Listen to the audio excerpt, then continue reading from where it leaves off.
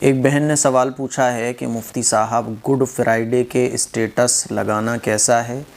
کیا ہم good Friday منا سکتے ہیں؟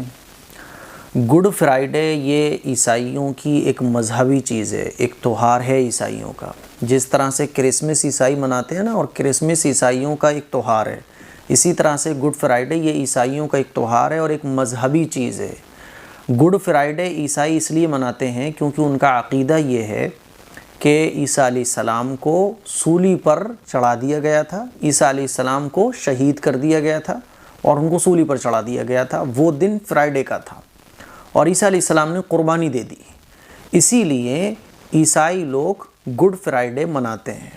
اور ان کے جو پوپ ہوتے ہیں وہ 40 دن پہلے ہی بتا دیتے ہیں کہ اس دن گڈ فرائیڈے منانا ہے، اور ہر سال گڈ فرائیڈے الگ الگ جگہوں پر منایا جاتا ہے۔ تو گڈ فرائیڈے یہ خالص مذہبی چیز ہے، اور یہ عقیدہ رکھنا کہ عیسیٰ علیہ السلام کو سولی پر چڑھا دیا گیا تھا، یہ عقیدہ ہی ایسا ہے کہ اگر کوئی شخص یہ عقیدہ رکھتا ہے کہ عیسیٰ علیہ السلام کو سولی پر چڑھا دیا گیا تھا تو وہ اسلام سے خارج ہو جائے گا۔ کوئی بھی مسلمان اگر یہ عقیدہ رکھتا ہے، کیونکہ عیسیٰ علیہ السلام کو نہ قتل کیا گیا، نہ عیسیٰ علیہ السلام کو سولی پر چڑھایا گیا، بلکہ عیسیٰ علیہ السلام کو تو آسمان پر اٹھا لیا گیا۔ عیسیٰ علیہ السلام کو قتل نہیں کیا گیا۔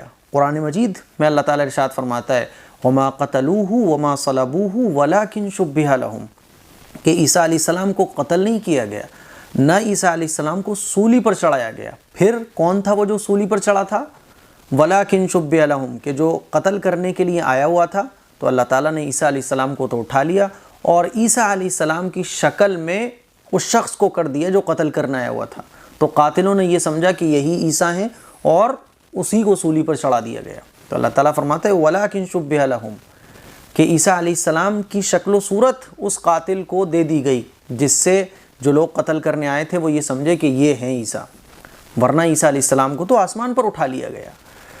عیسائی جو ہیں وہ یہ عقیدہ رکھتے ہیں کہ عیسیٰ علیہ السلام کو جس دن سولی دی گئی تھی وہ فرائیڈے کا دن تھا، اسی لیے وہ تمام طرح کی مذہبی چیزیں اپنی کرتے ہیں اور عیسیٰ علیہ السلام کی زندگی کے بارے میں پڑھتے ہیں۔ یہ چیزیں ہیں بہرحال ان کے پوپ کرنے کو کہتے ہیں، وہ بہرحال وہ ساری چیزیں کرتے ہیں۔ اسی لیے گڈ فرائیڈے یہ کسی مسلمان کے لیے اس کے اسٹیٹس لگانا، اس کو شیئر کرنا اور گڈ فرائیڈے منانا یہ جائز نہیں ہے۔ اور اگر کوئی مسلمان یہ عقیدہ رکھتا ہے جو عقیدہ عیسائی لوگ رکھتے ہیں، تو وہ قرآن کی آیات کا انکار کرنے والا ہو جائے گا اور دائرہ اسلام سے خارج ہو جائے گا۔ اسی لیے گڈ فرائیڈے منانا یہ ایک مذہبی چیز ہے جس کے بارے میں حضور علیہ الصلوۃ والسلام کا ارشاد ہے من تشبہ بقوم فہو منہم، کہ جو جس کے جیسا اپنے آپ کو بنائے گا وہ آخرت میں اسی کے ساتھ ہوگا۔ اسی لیے ہمیں اس سے بچنا چاہیے۔ میں نے بھی دیکھا کچھ لوگ اسٹیٹس پر لگائے ہوئے تھے گڈ فرائیڈے، جو بھی ایک چیز چل رہی ہوتی ہے ہم اس کو لگانا شروع کر دیتے ہیں۔ کوئی بھی چیز ہم لگا رہے ہیں، کوئی بھی چیز ہم شیئر کر رہے ہیں، میں بار بار کہتا ہوں کہ ہمیں اس کی تحقیق کرنا چاہیے کہ کیا ہے آخر اس کے پیچھے کا کانسیپٹ۔ اگر آپ ویسی لگا رہے ہیں تو آپ گناہ کبیرہ کا ارتکاب کر رہے ہیں، اور اگر آپ کانسیپٹ اور عقیدہ بھی وہی رکھ رہے ہیں جو عیسائی لوگ رکھتے ہیں، تو پھر تو آپ اسلام سے ہی خارج ہو جائیں گے۔